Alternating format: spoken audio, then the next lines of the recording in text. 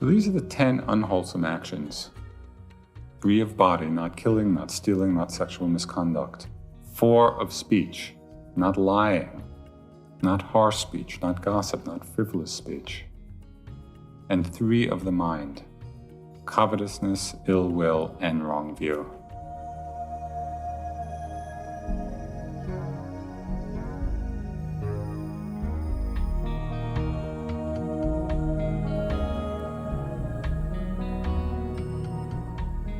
Welcome to the Joseph Goldstein Insight Hour. This podcast is an expression of our shared interest in self-discovery. Join Joseph as he shares his deep knowledge of the path of mindfulness. If you are interested in supporting this podcast, please go to BeHereNowNetwork.com/Joseph.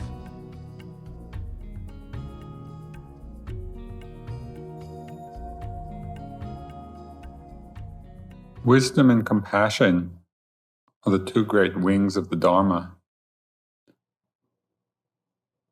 And they're 2 of the perfections of the Buddha's enlightenment. His compassion manifests in the very great loving care he had for all beings.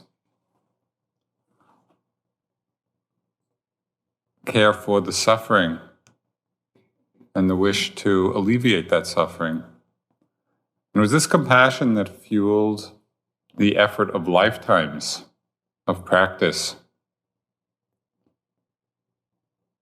It was that feeling of compassion which sustained those efforts, and it culminated in the wisdom of his enlightenment, which understood so deeply the causes of the suffering, of how it is that we get so entangled. Even in our efforts to be happy, still doing things which bring us more unhappiness.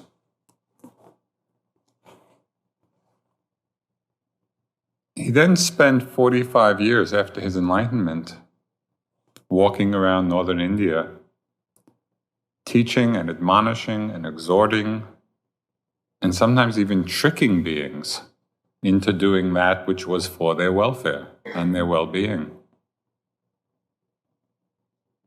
He used whatever skillful means was appropriate to enable people to awaken from the dream of ignorance, from the dream of delusion. One monk who had been just hankering after the pleasures of lay life, even after he ordained, the Buddha conjured up this vision of the Deva realms, the heaven realms. And he said to this monk who happened to be his cousin, Nanda, he said, "I promise you this heavenly rebirth in 500 celestial nymphs, if you'll practice." Well, he practiced.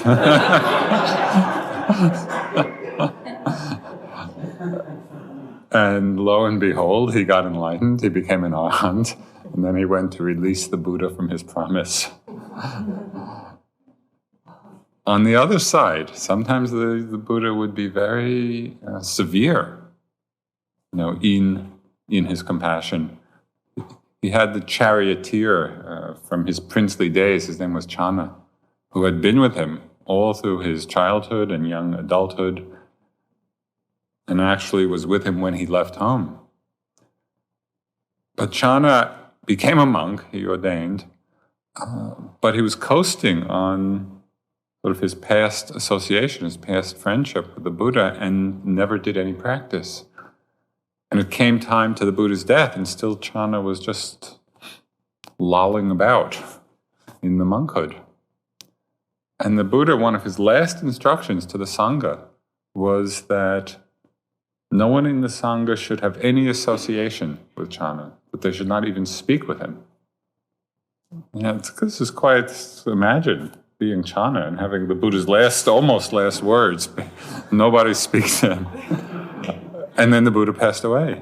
And it's said that Channa was filled with such remorse about this and shame that it also inspired him to practice, and he became enlightened.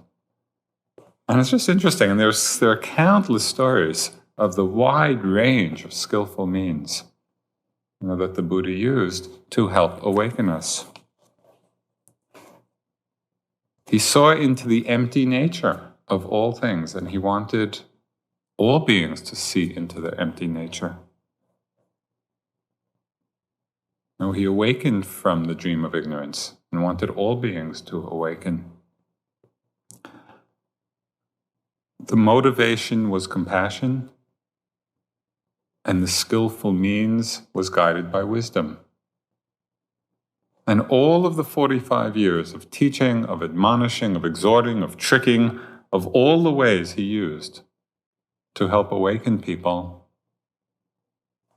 is condensed or summarized in one verse of the Dhammapada, which is a collection of verses of the teachings.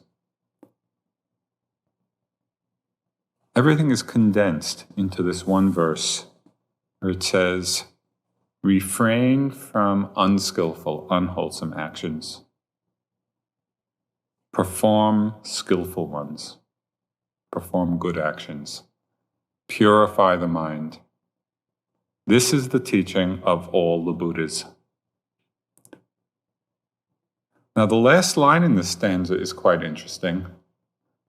This is the teaching of all the Buddhas, because it points to the timelessness of the Dharma. There are countless Buddhas before Siddhartha Gautama, and as it's taught, there'll be countless Buddhas in the future. And yet the teaching, the Dharma, always remains the same, because the truth of suffering and freedom from suffering is timeless, is not time-bound. Refrain from unskillful actions. Perform good ones, wholesome ones. Purify the mind. This is the teaching of all the Buddhas. But also out of his compassion, he didn't leave it at that.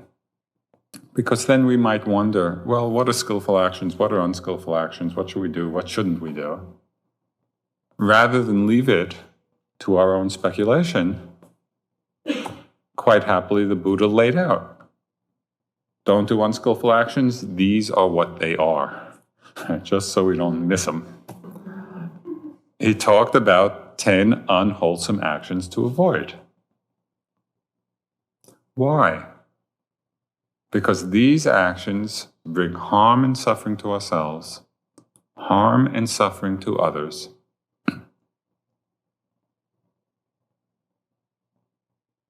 If we wish to be happy, if we wish to be free, if we wish to be awakened, the Buddha is saying these are the 10 actions which we should refrain from. There are 3 actions of the body, there are 4 actions of speech, and 3 of the mind. And in different contexts, we've spoken about many of these. But this is a very simple list to integrate into our understanding. It's really a guideline, a reference point for us in our lives. The first unwholesome action is very obvious. The Buddha said, refrain from killing. Avoid taking the life of living beings. And by extension, not harming physically ourselves or others. People shouldn't kill one another. Just imagine what the world would be like. It's just this very simple and seemingly obvious aspect of morality were followed. The world would be a very different place. Now, we're killing animals, either for livelihood or for sport. Refrain from killing. Or killing things because we don't like them. They make us uncomfortable. Now, our culture is obsessed with making sure that there's nothing, no being, the slightest bit unpleasant to us survives. And the supermarket shelves are filled with Raid and I don't even know all the names of them. Something we don't like, gone. Or Sometimes you get these catalogs, you spray them, you vacuum them up, you incinerate them. Can we change our attitude, about other living beings, even when they might not be, in our eyes, the most pleasant looking? Certainly in their eyes, they probably are. Actually, there's another whole story about this, but dung beetle story, which we'll tell another time.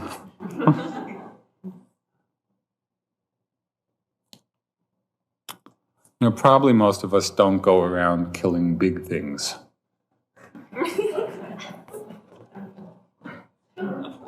But if on occasion you kill little things, pay attention. What is happening in the mind? Beside the obvious harm that's done to the other being. Right? Look at the harm that's done in one's own mind as well. Just that feeling of contraction, of separation, of alienation. This is what's being fed by the unskillful, the unwholesome act of killing. Okay, the second of the unwholesome actions, it's not killing, it's not stealing. Again, it seems quite obvious, not taking that which isn't offered.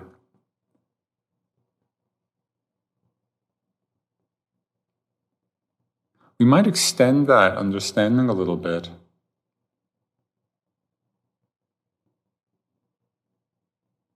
And really look at it in terms of not taking that which is not so necessary, which actually isn't needed. Just as a way of, again, becoming more aware, more conscious of our relationship to things around us, to resources. And we see on our planet today, with the immense population explosion, this is an area of very big concern. It's not killing, it's not stealing. The third unwholesome action to avoid, to refrain from, is a tremendously important area in our lives, and it has to do with refraining from sexual misconduct, from sexual actions which cause harm. And we see that there is a tremendous power of this energy in our lives. The power of sexual energy, the power of desire, the power of lust. It's really quite amazing. I can't remember whether one of us has mentioned one of U Pandita's great lines, where he said in one of his Dharma talks, "Lust cracks the brain." And it's a wonderful line because it's so true. Just in terms of how this passion can so overcome us, and we become so enslaved by it, that it actually clouds over any consideration of whether the action is skillful or not, harmonious or not, loving or not. So the Buddha is saying, refrain from unskillful sexual actions, those which are involved in deception, getting involved with people who are committed to others. It's all fairly obvious when our mind is clear and balanced. We see, we know. But under the influence of strong desire or strong passion, we lose sight of our understanding.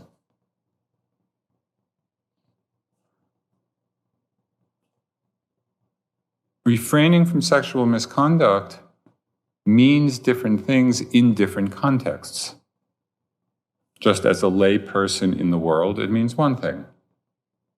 That is not doing those actions which cause harm sexually to oneself or others.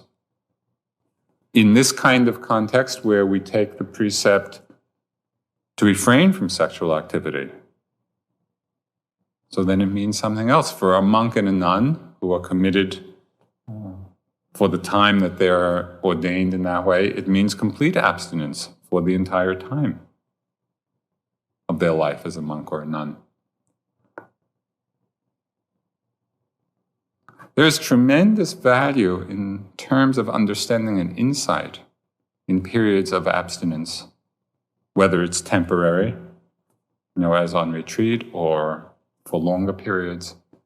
Because in periods of abstinence, we can look very carefully and very deeply at the nature of desire itself, precisely because we have chosen not to act on it. So as we're sitting and strong desire arises, strong lust arises, a lot can be learned from that. First, we learn its power. I'm sure most of you, if not everyone, at some point or another, has had these strong fantasies arise in the mind. We can see how consuming, how compelling, how intoxicating they can be. Not much sloth and torpor when lust is in the mind, when lust is cracking the brain. But one of the great things that can be learned about the nature of desire from the situation or experience of abstinence is that it is a force which does not particularly need to be fulfilled, on the one hand, nor does it need to be repressed, which is our usual mode of thinking about it. We either act on it or we're pushing it down, we're repressing it.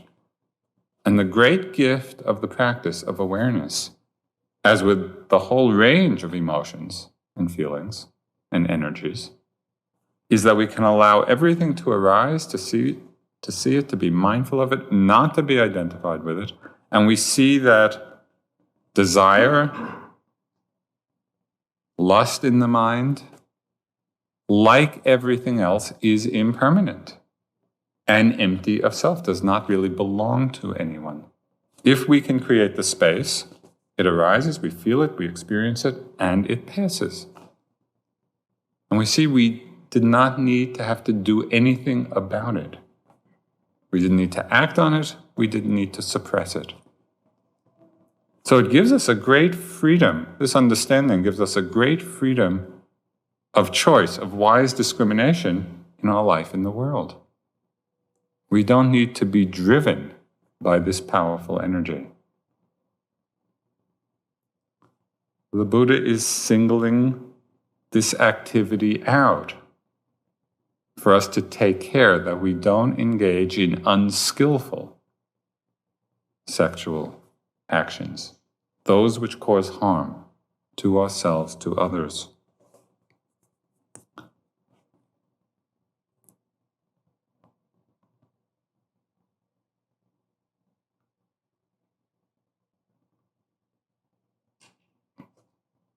These are the three unwholesome actions of body: not killing, not stealing, not committing sexual misconduct.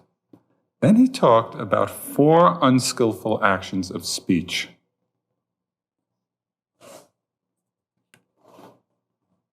Now this is quite amazing to me.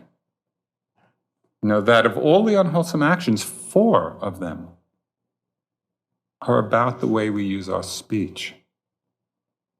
Because the Buddha understood, and we can when we pay attention, how powerful a conditioning force the use of speech is with respect to our minds, with respect to our relationships. But mostly in our lives, I think, we relegate speech to kind of a second-class realm of spiritual practice. We give some kind of lip service to speech. As yes, it's important, but do we give it as much attention as, in terms of our spiritual practice, as our sitting, or walking, or being on retreat? Probably not. Well, the Buddha is saying that this is key, this is central. Of the Eightfold Path, it's one of the elements, right? Speech.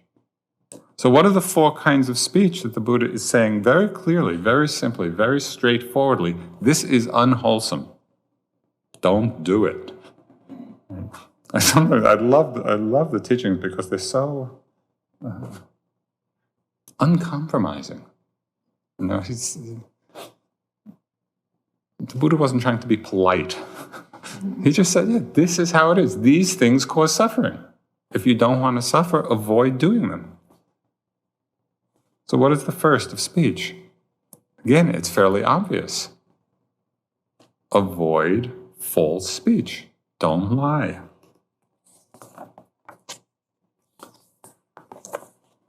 But when we look in our lives, this is more subtle than is first apparent because there are so many gradations of lying.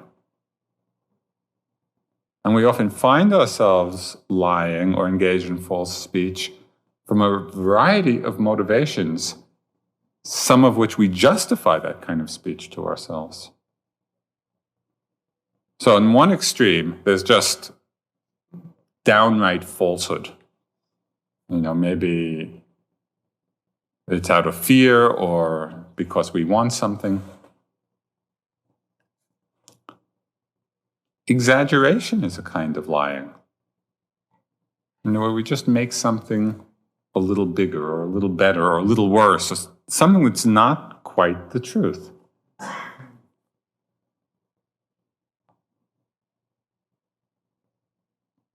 When we're not simply being truthful, it's very revealing to look at our motivations. What's behind it? Are we trying to protect something in ourselves? Maybe a fear that people won't like us, if we're being truthful in this situation. Or sometimes it's a misguided sense of trying to protect someone else. Well, I won't be truthful because in some way they can't handle it. And it'll be better if I don't say the truth here. But this really is a tremendous disservice because it's really causing people to doubt their own perceptions of reality.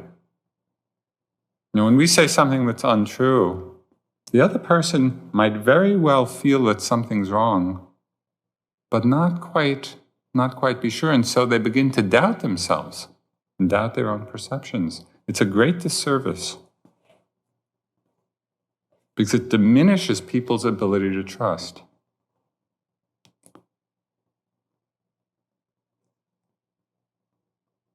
The Buddha was very strong about this. In one sutta, it's called the Advice to Rahula, who was his son. And Rahula, I think, at age 7, he became a novice monk, and then I think he was 20 or so when he practiced and finally became enlightened. But in the course of his training, there's one discourse that the Buddha gave specifically for him, and part of it is about the importance of not saying that which is untrue. And the Buddha said, for no reason should we say that which is untrue. That's a very strong teaching. And what I've found over the years, that something that seems so obvious is actually very difficult to do. Just to be completely honest. And it amazes me that it is so difficult.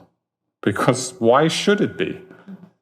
The simplest thing in the world should be just to be truthful, to say how things are. And yet I've noticed this wide range of motivations which in some way or other cause smaller or bigger shadings of what is true. There's a very inspiring book which was published some years ago. And it's really largely about this issue. It's called Life and Death in Shanghai. And it was written by a Chinese woman in the time of the Cultural Revolution who was imprisoned by the Red Guard. And in many ways, it's one of these horror stories. She was imprisoned and tortured, and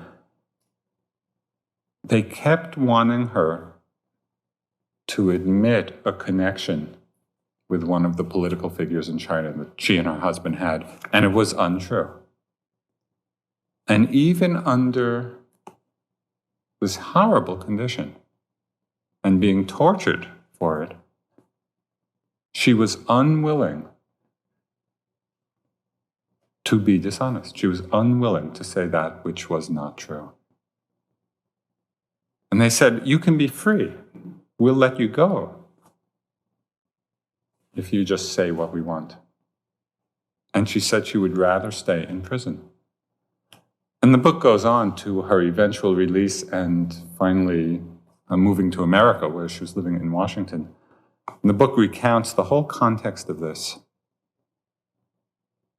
It was tremendously inspiring to me because it just pointed to the understanding that there are really certain values which are greater than life itself. And there are many examples of this from the Buddhist texts. And it's quite amazing to have such strength of heart, such courage, such commitment to values of truthfulness, of honesty. It's said in the Bodhisattva's long career, many, many lifetimes in all sorts of situations, and doing many unskillful things in the course of his struggles and efforts for Buddhahood, that even as he would do different unwholesome actions, it said from the time he entered this bodhisattva path, that the one thing he never did was knowingly say that which was not true. So I think it's worth our reflection, our very deep consideration, and our looking at this issue in our lives.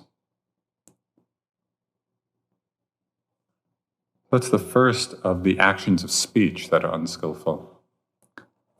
The second action of speech, which is unskillful, unwholesome, conducive to suffering, is using harsh, angry, abusive language.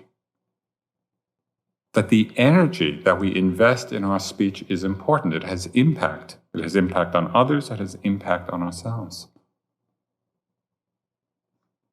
So we need to pay attention. We need to feel and be aware of the energy which is suffusing our speech. And when it feels abusive or harsh or aggressive, can we back off a little bit? Can we settle down? Can we take a few breaths? The whole path of practice of understanding is realizing that we actually have choices all along the way. We don't simply need to be acting out the patterns of our conditioning. And this is the great gift of awareness. It gives us the possibility of choice. False speech, aggressive or harsh speech. The third of the unwholesome actions of speech is gossip, backbiting, speaking about each other. Now, what's quite amazing is the delight that the mind takes in that. It's a very common pattern. I mean, when people get together, one of the most common things we do is talk about one another, mostly people who are not there. What's going on? What is the motivation behind it? And what's happening in our own minds as we're doing it?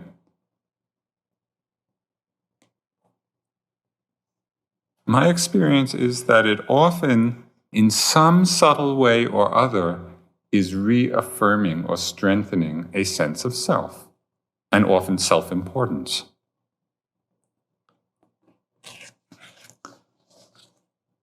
At times, it is not particularly malicious, and at other times it is. I had an interesting experience a couple of years ago with a man who was writing a book on sort of the consciousness movement in America in the last 10 years or 15 years. And he came up to interview me. And this is a very, he's a rather well-known and accomplished writer and interviewer, This interview was amazing because we were just sitting in my living room, talking very kind of informally.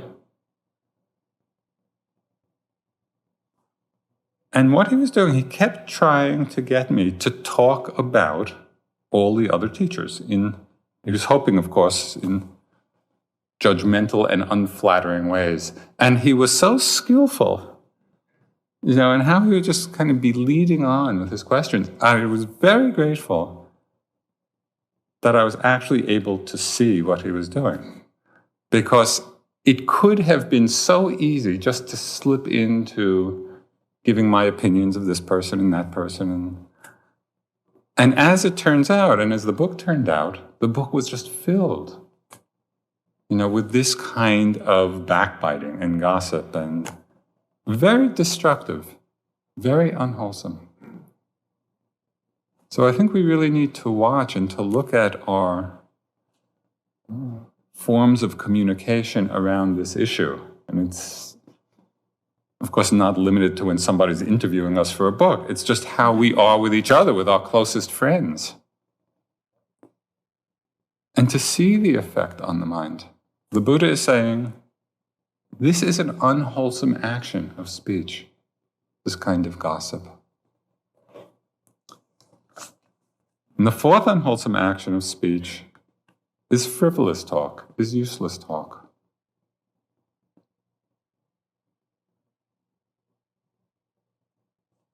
This is probably 95% of our speech when we really pay attention. If we would ask ourselves the question before we say anything, is this of any use?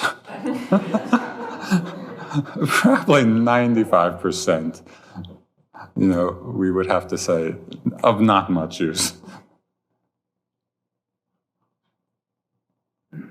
What happens when we engage in this kind of frivolous talk, often, when this becomes a habit, really our words become worthless. They lose any power.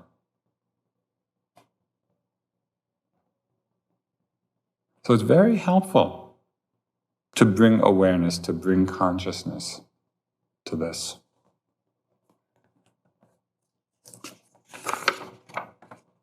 Speech is a major influence in our lives.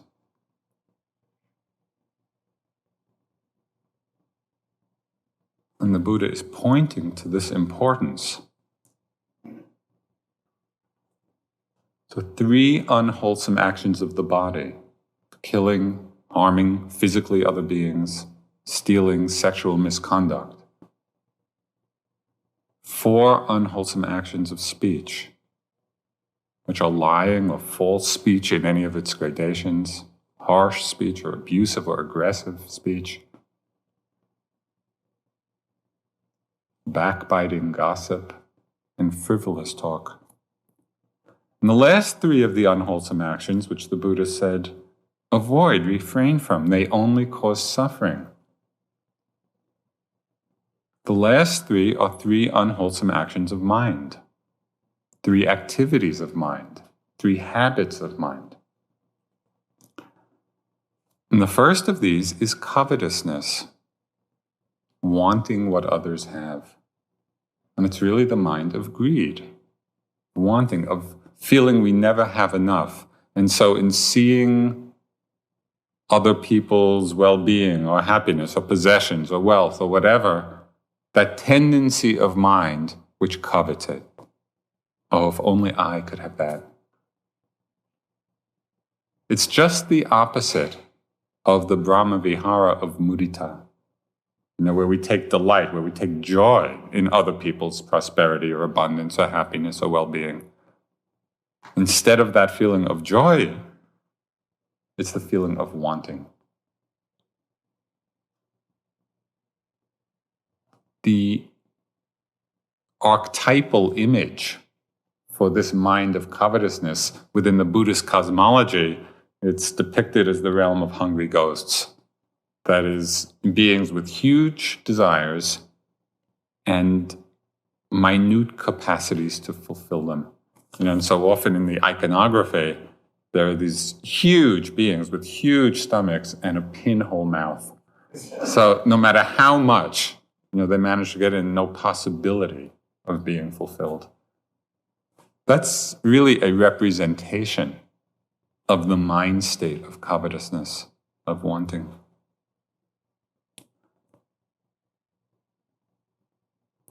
It keeps us endlessly unhappy. So we want to see this force in the mind and to really learn how to free ourselves from its grip. The second unskillful state of mind, action of mind, is the mind action of ill will or aversion, hatred, anger, sorrow, grief. And this arises, of course, when we don't get what we want. When we don't get what we want, we get angry, annoyed, irritated.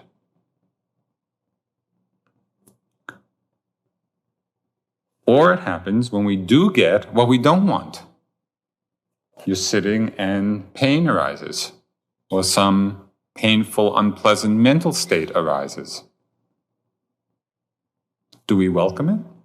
We say, oh, good, here's a chance for me to practice patience, loving kindness, constancy. It's probably not our first reaction. Right? When unpleasant things come to us that we don't want, the conditioned, habituated reaction is dislike, aversion. How can I get rid of this? So we want to see this, and a good part of our practice is seeing this conditioning arise in the mind. And again, it's quite amazing how deep it goes in us. Because we can have aversion, ill will, not only about present experiences, that is a pain in the body or a painful emotion.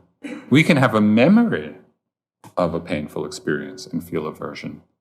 It's not even happening now. Or we just get lost in this mind world and then get all worked up about it. Not even that. We can start feeling aversion not only for what's happening in the present or what happened in the past but is not happening now. We can feel aversion for what we imagine will happen in the future. This is a striking capability. I mean, it really is. What are we doing? It's so obvious that we are creating our own suffering, our own mental suffering. And yet it's a very common tendency. Our minds have been trained in this, undoubtedly for lifetimes. Notice the contraction. Notice the suffering when we are identified with the ill will or the aversion or the hatred. Because when you notice that, you can feel the suffering of this mind state. Now, interesting questions come up about the states of grief and sorrow. And so I think it's worth investigating this, worth exploring. But a very great delicacy is needed. Because we want to be able to look honestly and deeply and truthfully at what is at the root, what is at the source of these emotions. What's at the source of grief? What's at the source of sorrow? So we want to have the honesty and the willingness and the courage to do that. And we also want to have the tenderness and the openness and the compassion to actually feel them when they arise. So we're not using the investigative mind as a way of distancing ourselves. So this is a very delicate balance. When we begin to look at sorrow and grief,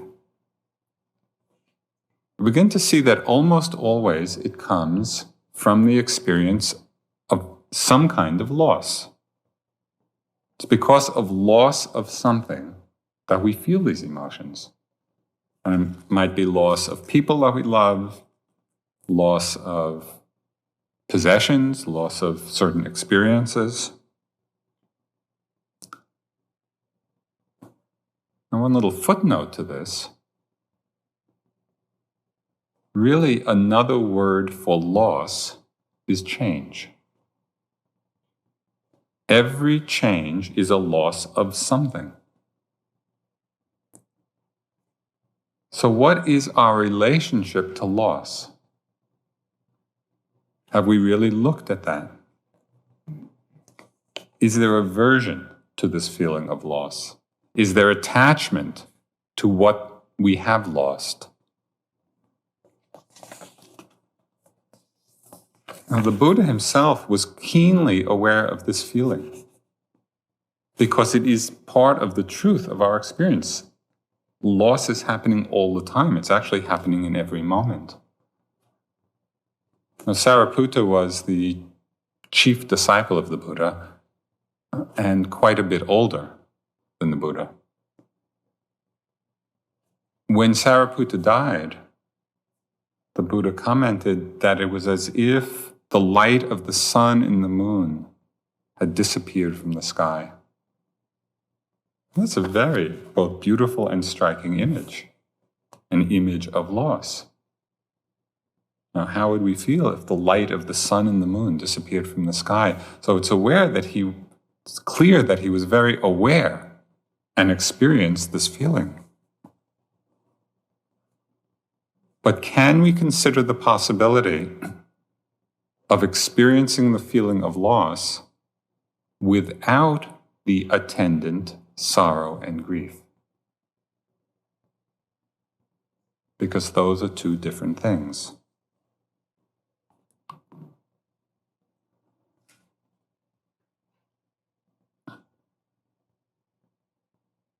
In one way, I see our practice as opening to the possibility of new levels of experience, and what from one level may seem impossible. How could we lose a loved one and not feel sorrow, not feel grief? And from our ordinary level of understanding, that's quite true. And so from that level, it's quite a normal feeling. And yet from another level of understanding, maybe we could feel the loss, be with the loss, without the sorrow, without the grief. And just to stay open to that investigation, to that possibility. I want to read what the Buddha said is the fruit or the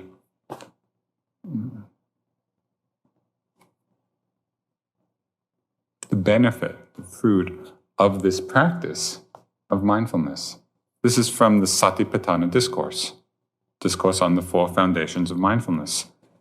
He said, this is the way, this very practice that we're doing, this is the way for the purification of beings, for the overcoming of sorrow and lamentation, for the disappearance of pain and grief, for reaching the noble path, for the realization of Nibbana, namely the 4 foundations of mindfulness.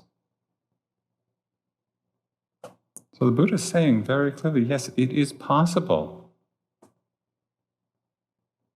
to overcome sorrow and lamentation, to overcome pain and grief and sorrow. So we want to stay open to both the possibilities and understanding of how these emotions arise, what is fueling them, be with them as they do arise, but see the possibility actually of freeing ourselves. When a house is burning, the fire is put out by water. In the same way, the wise person lets go of sorrow, like the wind blowing away a tuft of cotton. Those who are searching for their own happiness should pull out the dart they have stuck in themselves, the arrowhead of grieving, of desiring, of despair. Those who have taken out the dart, who have no clinging, who has attained peace of mind, passed beyond all grief, this person is still. we actually can remove this dart of suffering. But we need to be skillful in our understanding of how to do it. It's not by pretending. It's not by suppression. It's not by denying or ignoring. It's learning how to work skillfully with all of these emotions as they arise.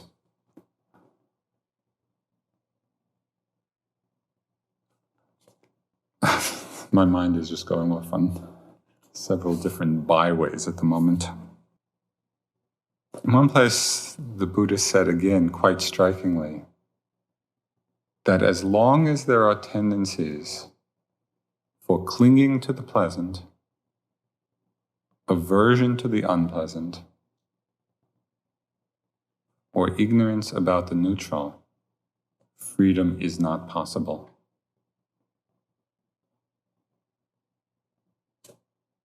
That's a very simple statement about what our practice is about.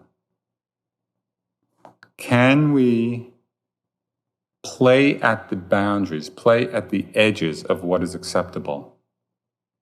Right? We're going along and everything is fine, and there's a certain amount of pain that we can be with, and there's a certain kind of mind state, range of mind states that we can be with.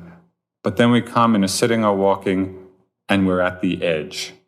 It's too uncomfortable, it's too unpleasant, it's too whatever. Right there is the interesting place of practice. Can we open to whatever that experience is without clinging if it's pleasant, without aversion if it's unpleasant? That is the place of freedom for us. That is the place of practicing freedom. To sit in a wonderful, concentrated, calm, blissful, tingly space is very nice. And I hope you have many such sittings. But so what? Are we learning anything in that? Are we actually practicing the mind of freedom? Use the times of difficulties. That's the time when we can really open beyond what our boundaries are, beyond our limitations.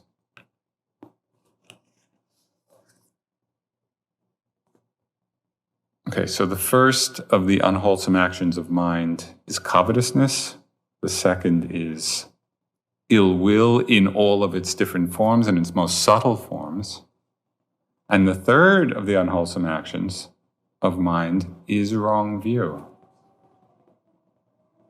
Now, wrong view is a very powerful force in our lives. One aspect of it is the wrong view that actions don't have any consequences, that actions don't bear results. When people have this wrong view, this misunderstanding, then we don't take care with our actions.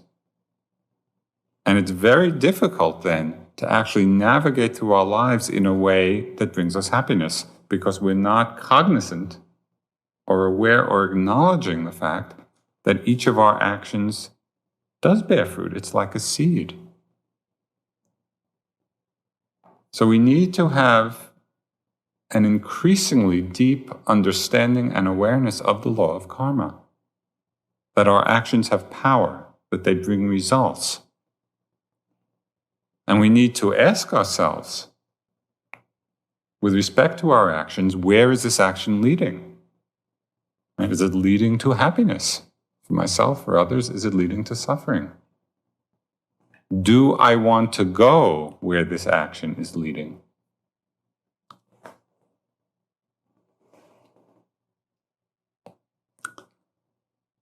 There's another aspect of wrong view which often people don't consider. And that is the wrong view that there are no enlightened beings in this world. Now, you might say, what's the particular relevance to me of that wrong view? Maybe there are, maybe there aren't. But it's really about acknowledging the possibility of enlightenment for ourselves and all others. Because this aspect of wrong view, that there are no enlightened beings in the world, gets personalized into feelings of unworthiness, which can arise quite commonly in our practice and in our lives. Now, this feeling of unworthiness may well be conditioned by circumstances of our childhood or upbringing, whatever, and so they've been internalized. But the Dalai Lama had a very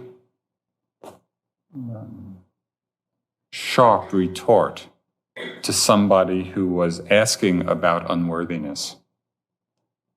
He was in a group situation and somebody asked him about the feeling of unworthiness, saying that they were feeling very unworthy. The Dalai Lama, in this interchange, he said, "You're wrong. You're absolutely wrong." And it was just, it was so strong. Why did he say that? And why did he say it with such strength and such confidence? Because whatever the relative conditioning is in our lives that may have produced these feelings of unworthiness, to the extent that we believe it, that we are buying into that story, we are not connecting with, open to, realizing, experiencing the fundamental nature of freedom and of compassion in the mind. That the basic nature of our minds, the potential of our minds, is enlightenment, is awakening. And when we connect with that, no matter what our particular personal story is, we are getting underneath any particular feelings of unworthiness, because we're connecting with the source. So this is a very important understanding, because it becomes the foundation then for all our endeavors and a strength in the face of whatever particular storyline we have, whatever particular conditioning, of feelings we have. We see that at the heart of it is the potential for awakening, for freedom. And this is true of all of us.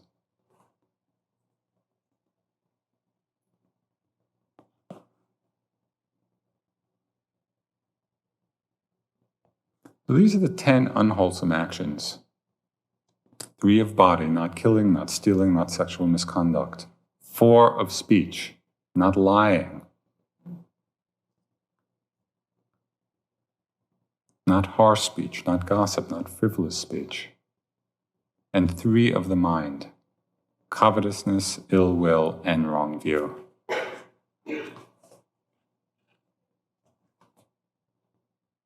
The great power of awareness is that we can work with all of these actions, refrain from them if the mind states arise, see them and not identify with them. One way you might work with any of the unwholesome mind states that arise, unwholesome actions of mind, given this time of year, and it's a way that I found very helpful. Let's say covetousness arises, or ill will arises, or unworthiness arises, or discouragement arises. See them all as kids in Halloween costumes. That's all. It's just a kid in a costume coming to the door. When a pirate comes to the door, do you get frightened? No. Or a ghost, or a goblin, or an ogre, or whatever. No, it's just a little kid in a costume. And you give them some candy, a sweet, or whatever. Happy Halloween. Can you do that with the goblins of your own mind? They're empty mind states. They're dressed up to look this way or that way. When you see that they are essentially empty of any substance, that's when they lose their power. You can have that friendly attitude towards them all, not become identified with them, non-reactive, and then they all wash through.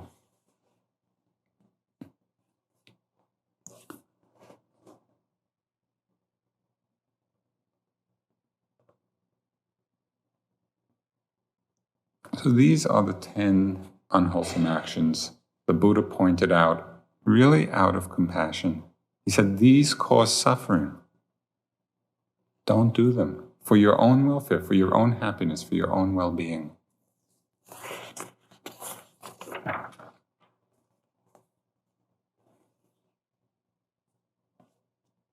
We can do this. We can train ourselves in this way. The Dalai Lama, in one of his books, wrote that he came from an area of Tibet where people are very short-tempered, and that this was a characteristic quality of people from that area, but that over the years he's trained himself. He said that now anger or irritation doesn't arise so often, and when it does, it's just for a few moments, and then the mind is clear again. He said that even though he's a lazy practitioner, because he doesn't have so much time, still he's seen much improvement. So I think that was a very charming and encouraging communication. We actually can train ourselves. We've all been habituated in certain ways, but through awareness, we can let go of what's unskillful, what's unwholesome.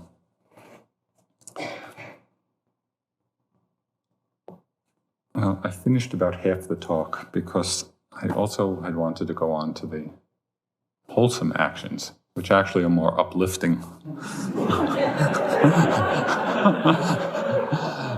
But I think I won't, and I'll save it for another time. But I do want to read one thing from that, and maybe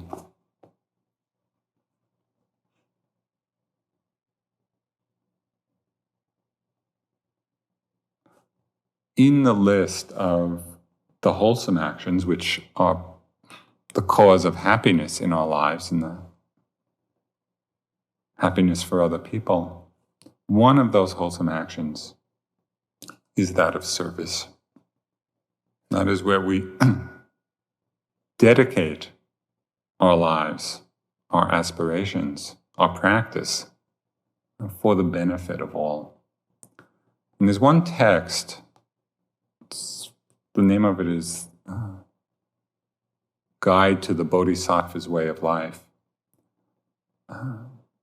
where there's a prayer is included in the text. It's called the Seven-Branched Prayer. And it's really a very beautiful expression of the dedication of one's life and practice and actions to the welfare and well-being of all. And of course, this was, I don't remember the exact date when this was written, but it was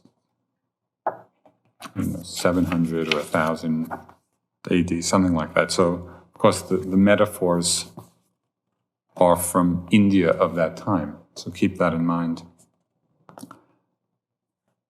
The feeling behind it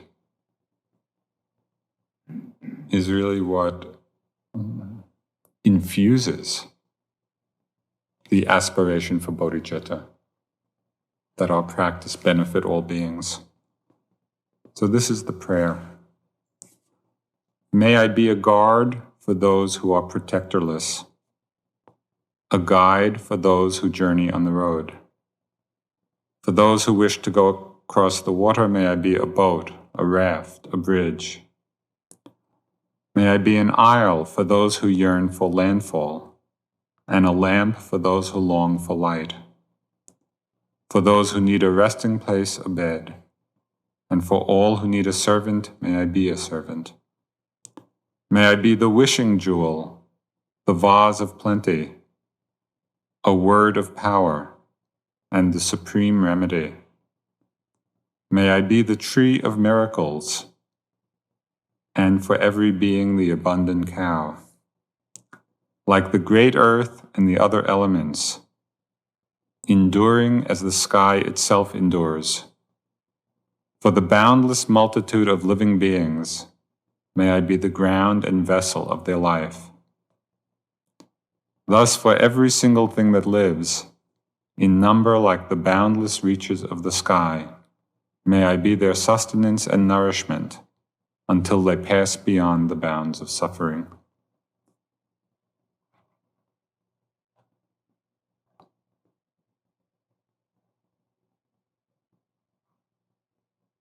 It's really a prayer of aspiration. Or can we dedicate our practice? Can we dedicate our actions?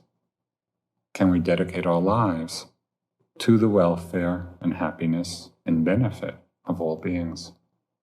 Can we aspire to that? Even if we just touch it in a very small degree, this can become the direction of our lives. Let's sit for a few minutes.